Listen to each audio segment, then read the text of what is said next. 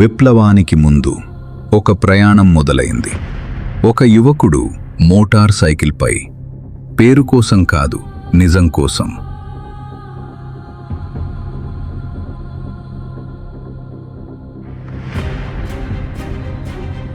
ఈ రోడ్లపై అతను చూసింది అతన్ని పూర్తిగా మార్చేసింది.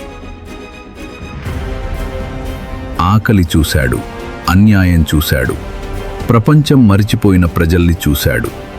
అప్పుడు అతనికి అర్థమైంది, ఈ బాధ విధి కాదు, ఇది సృష్టించబడింది. అడవుల్లో ఒక డాక్టర్ ఒక నాయకుడిగా మారాడు. మాటలు ఆయుధాలయ్యాయి, నమ్మకం శక్తిగా మారింది. ఆడంబరాల కోసం కాదు, మార్పు కోసం పోరాడాడు. తన కోసం కాదు, నలిగిపోయిన ప్రజల కోసం.